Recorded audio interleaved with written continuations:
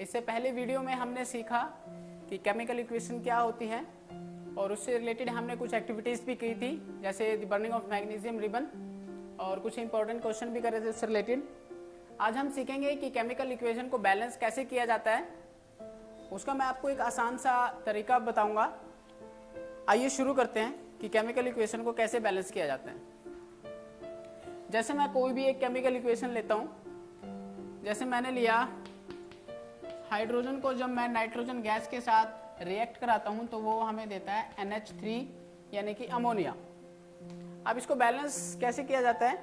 Balance का मतलब क्या है? यहाँ पे बैलेंस का मतलब ये है कि जो नंबर ऑफ एटम्स होते हैं एलिमेंट के reactant side and product side, they must be equal, वे दोनों सेम होने चाहिए। जैसे यहाँ पे मैं बोलता हूँ कि हाइड्रोजन के नंबर ऑफ एटम्स, ये जो 2 है नंबर ऑफ एटम्स रिप्रेजेंट करता है। यहाँ पे 2 है लेकिन यहाँ पे कितने हैं? 3। ये अनबैलेंस्ड है। इसी को हमें सीखना है कि इसको बैलेंस कैसे करना है। तो आइए इसको बैलेंस करना सीखते हैं। बैलेंस करने के लिए सबसे पहले हम अपनी मेटल को टारगेट करेंगे। सबसे पहले हम मेटल लेंगे, उसको बैलेंस करेंगे, फिर नॉन मेटल को, फिर गैसेस को। ये एक लॉजिक होता है, एक तरीका होता है। तो यहाँ पे कोई भी मेटल नहीं है लेकिन हाइड्रोजन एक नॉन मेटल है। तो चलिए इसको हम एक समझते हैं, इसको बैलेंस कैसे करते हैं। तो उसके लिए मैं एक टेबल बनाऊंगा, element, reactant and product. This one is reactant and this one is product. Reactant means अभिकारक and this one is product means उत्पाद, हिंदी मीडियम्स के लिए। तो एलिमेंट्स में मैं लूंगा सबसे पहले नाइट्रोजन। नाइट्रोजन के नंबर ऑफ एटम इस तरफ कितने हैं? रिएक्टेंट साइड में 2 और उस तरफ कितने हैं? 1। ये अनबैलेंस्ड है तो मुझे इसको 2 करना पड़ेगा, तो मैं इसको 2 से मल्टीप्लाई करा देता हूँ। याद रखना कभी भी हम इस नंबर को चेंज नहीं करेंगे, ठीक है? तो ये 2 हमेशा इस तरफ आएगा। अब ये 2 हो गया, ये भी 2 हो गया। हाइड्रोजन देखते हैं। हाइड्रोजन के number of atoms reactant side 2 है एंड इस तरफ कितने हैं? 2 3 जा 6। इस तरफ 6 है, मुझे इसको भी 6 बनाना पड़ेगा। तो मैं क्या करूंगा, इसको 3 से मल्टीप्लाई करा दूंगा तो ये 6 बन जाएगा। इसको मैं 3 से मल्टीप्लाई करा दूंगा, ये 6 बन जाएगा। तो अब ये भी 6 हो गया। आई थिंक ये बैलेंस हो चुकी है इक्वेशन। हाइड्रोजन के 6 हैं, इस तरफ भी 6 हैं। यहाँ पे 2 है नाइट्रोजन के, इस तरफ भी नाइट्रोजन है। नाइट्रोजन के 2 ही एटम्स है। और ये एक आसान सा एग्जांपल था। आइए एक और एग्जांपल के साथ समझते हैं कि इसको कैसे बैलेंस करना है।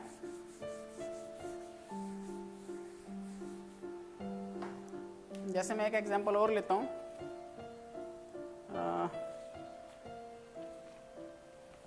जैसे मैंने लिया आयरन और इसको जब वाटर के साथ रिएक्शन कराया तो ये रिप्रेजेंट करता है Fe3O4 एंड हाइड्रोजन, ठीक है? आइए अब इसको बैलेंस करते हैं। सबसे पहले हम टेबल बनाएंगे अपनी, एलिमेंट, रिएक्टेंट एंड प्रोडक्ट, ठीक है? इसको हम रिएक्टेंट बोलते हैं और ये हमारा प्रोडक्ट होता है। सबसे पहले मेटल लेंगे, मेटल ली, नंबर ऑफ एटम कितने हैं? 1। उस तरफ कितने हैं? 3। इसको मुझे 3 बनाना पड़ेगा तो मैं इसको 3 से मल्टीप्लाई करा देता हूँ। 3 हो गए, दोनों तरफ 3 हो गए, ठीक है? उसके बाद मैं लेता हूँ ऑक्सीजन। ऑक्सीजन लिया, ऑक्सीजन के नंबर ऑफ एटम्स कितने हैं? यहाँ पे 4। ये 1 है तो ये अंडरस्टूड है, ये इसके साथ मल्टीप्लाई होगा। 4 × 1 यानी कि 4। उस तरफ भी कितने हैं? 4। हाइड्रोजन इस तरफ कितने हैं? 4 2 जा 8 और इस तरफ कितने हैं? 2। अब इसको मुझे 8 करना पड़ेगा तो मैं इसको 4 से मल्टीप्लाई करा देता हूँ। ये लो, 4 से मल्टीप्लाई करा दिया। अब ये बैलेंस हो गई। दोबारा काउंट कर लो। आयरन के कितने हैं? 3। इस तरफ भी 3 है, उस तरफ भी 3 है, ठीक है? बैलेंस है ये। दूसरा मैंने लिया था ऑक्सीजन। ऑक्सीजन के इस तरफ 4 है, उस तरफ भी 4 है, बैलेंस। हाइड्रोजन के इस तरफ 8 है एंड उस तरफ भी 8 है। बिल्कुल आसान सा तरीका है, ठीक है? आइए एक एग्जांपल और लेते हैं।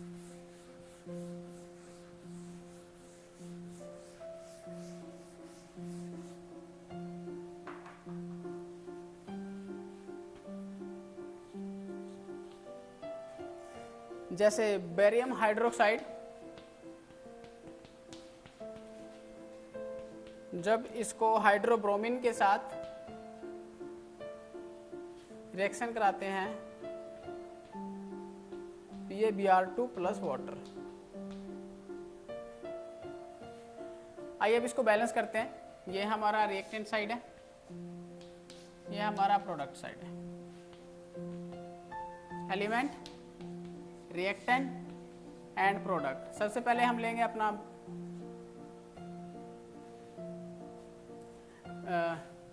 Barium,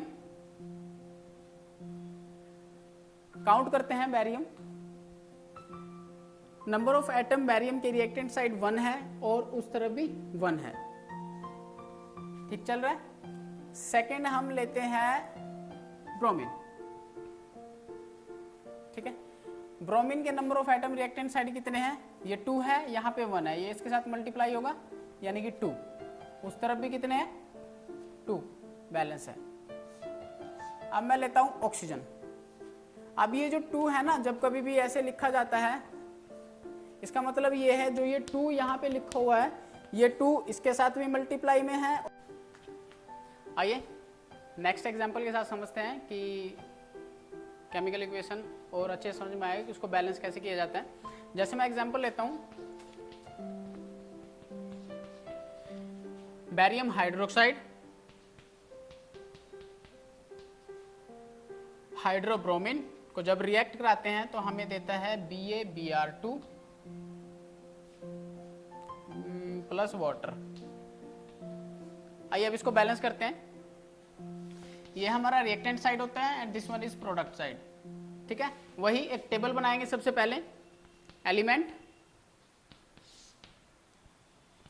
reactant and product. सबसे पहले मैं लेता हूं, ये हमारी इक्वेशन है, हमें टारगेट करना है सबसे पहले मेटल को, फिर नॉन मेटल को, फिर हाइड्रोजन को एंड दिस वन, ऐसे हम सो ऑन करेंगे।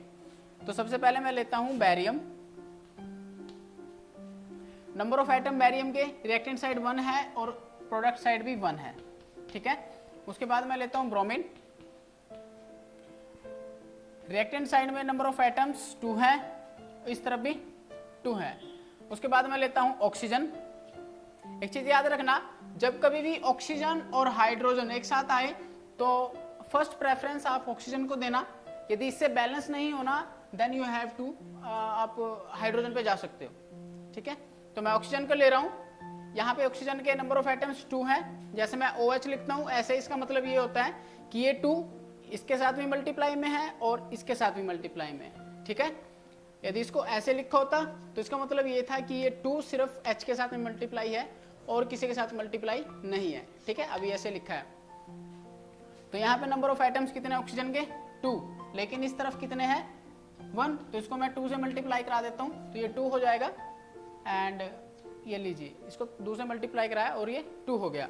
जब भी हम कोई भी नंबर चेंज करेंगे तो हम शुरू से अपनी इक्वेशन को एक बार से फिर चेक करेंगे कि नंबर ऑफ एटम्स इक्वल हो रहे हैं या नहीं हो रहे हैं। जैसे सबसे पहले मैंने लिया था Ba और यहाँ पे देखते हैं नंबर ऑफ एटम यहाँ पे कितने थे? 1 और इस तरफ भी 1 1 1। उसके बाद मैंने लिया था ब्रोमीन। ब्रोमीन में नंबर ऑफ एटम यहाँ पे 2 थे, यहाँ पे क्योंकि 1 था तो ये इसके साथ मल्टीप्लाई हो जाएगा 2 और इस तरफ भी 2, balance. And oxygen number of atoms 2 and this side 2, यानी कि ये बैलेंस हो रहा है। And the last one is hydrogen. अब हम हाइड्रोजन को लेते हैं। हाइड्रोजन के नंबर ऑफ एटम्स यहाँ पे 2 + 2 यानी कि 4 और इस तरफ भी 2 × 2 यानी कि 4 और ये हमारी इक्वेशन बैलेंस हो चुकी है, ठीक है। आई होप आपको ये समझ में आ रहा होगा। अब हम इससे नेक्स्ट में समझेंगे। ये तो बिल्कुल आसान सा तरीका था। एग्जाम में जो क्वेश्चन आते हैं वो आते हैं स्टेटमेंट की फॉर्म में। आपको केमिकल का नाम दिया जाएगा, आपको उसका फॉर्मूला बनाना आना चाहिए। तो अभी हम वही बनाना सीखेंगे। आइए सीखते हैं।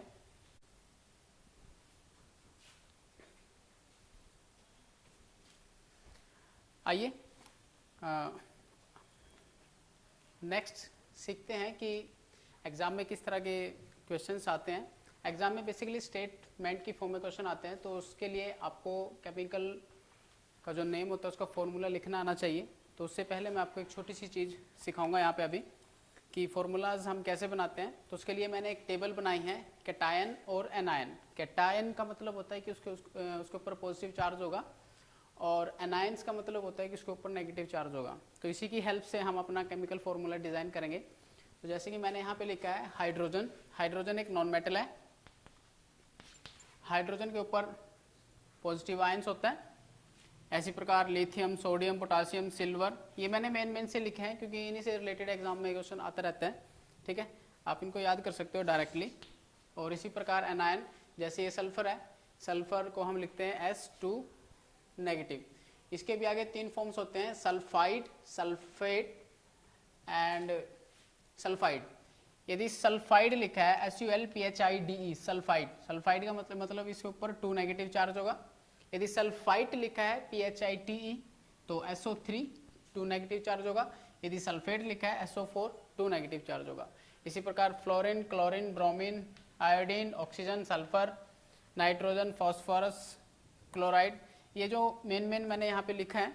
और आइए अब इनसे रिलेटेड कुछ एग्जाम्पल समझते हैं कि हम अपना केमिकल फॉर्मूला कैसे बनाते हैं।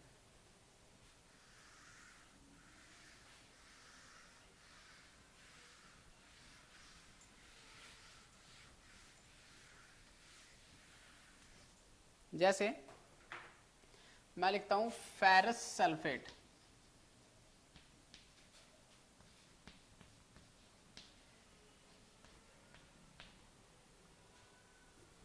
एक चीज याद रखना, जो आयरन है उसका केमिकल नेम फेरस है। उसको हम फेरिक भी बोलते हैं। इन दोनों का मतलब क्या आता है, यदि फेरस लिखा आ रहा है तो उसका मतलब ये है कि उसके ऊपर कम से कम चार्ज होगा। यदि फेरिक लिखा आ रहा है तो इसका मतलब ये होगा कि उसके ऊपर मैक्सिमम चार्ज होगा। अस का मतलब मिनिमम, इक का मतलब मैक्सिमम। ठीक है, इसी प्रकार कॉपर, कॉपर का जो केमिकल नेम होता है वो होता है क्यूप्रस, क्यूप्रिक। ठीक है, उसका मतलब यही होता है। आइए अब इस फॉर्मूले को बनाते हैं। जैसे फेरस है तो फेरस अस आया तो मिनिमम चार्ज होगा। ठीक है, सल्फेट आया HATE, इसका मतलब होगा SO4 2 नेगेटिव। अब इसको कैसे बनाएंगे, ऐसे एक्सचेंज हो जाते हैं इनके आयंस। ठीक है, अब ये भी 2 पॉजिटिव है 2 नेगेटिव, तो इनको लिखने की कोई जरूरत नहीं है, हम इसको ऐसे लिख सकते हैं FeSO4 फेरस सल्फेट। ठीक है, एक और लेते हैं।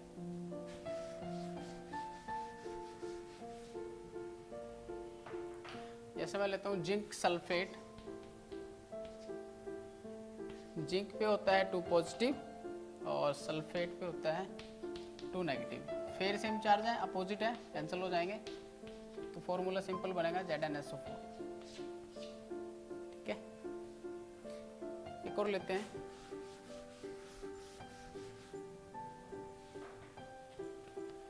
Calcium carbonate.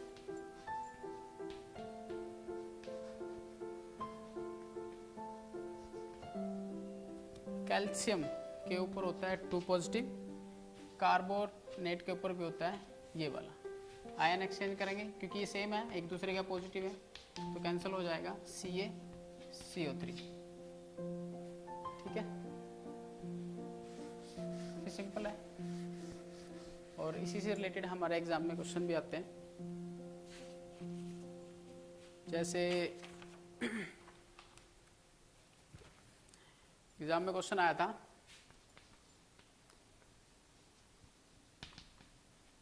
बेरियम क्लोराइड को जब रिएक्ट कराया जाता है एल्यूमिनियम सल्फेट के साथ,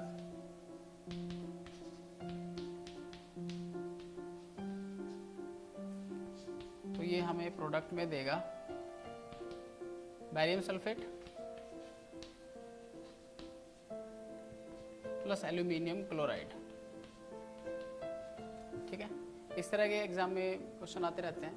तो सबसे पहले आपको फॉर्मूला बनाना आना चाहिए, जैसा कि हमने अभी सीखा था। तो ये है बेरियम क्लोराइड, मैं यहाँ पे लिख देता हूँ, ये है बेरियम। बेरियम पे होता है 2 पॉजिटिव, क्लोरीन पे होता है नेगेटिव, क्लोराइड पे। ठीक है, अब इनके आयंस एक्सचेंज हो जाएंगे तो ये बन जाएगा BaCl2। तो इसकी जगह आ जाएगा BaCl2 प्लस नेक्स्ट है हमारा एल्यूमिनियम सल्फेट,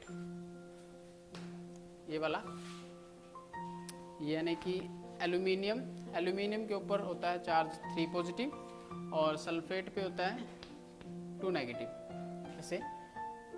तो आयन एक्सचेंज यदि सेम होते अपोजिट होते तो कैंसिल हो जाते, ठीक है।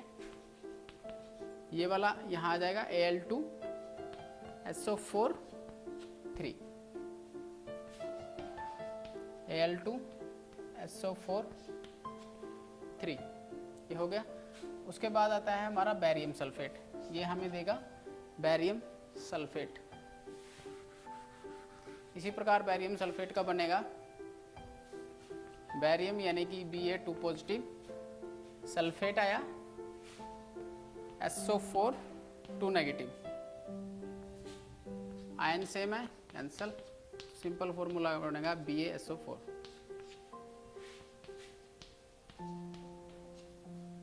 प्लस एल्यूमिनियम क्लोराइड का भी ऐसे बन जाएगा AlCl3, ठीक है। अब ये फॉर्मूला बन गया, अब इसको बैलेंस करना है, ठीक है।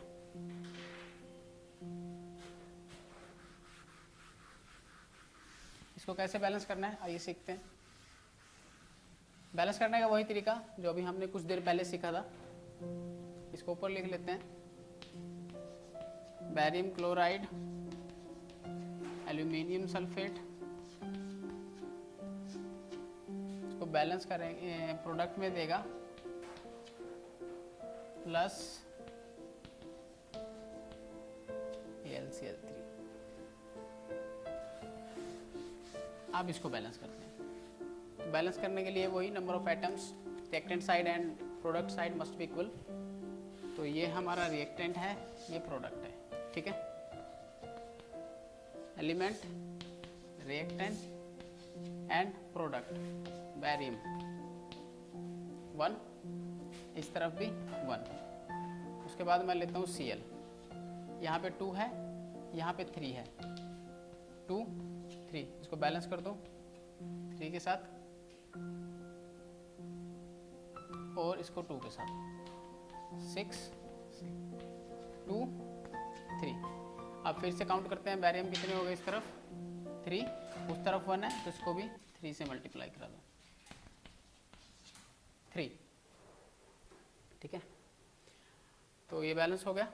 अब उसके बाद लेते हैं एल्यूमिनियम, यहाँ पे 2 है, इस तरफ भी 2 है, बैलेंस।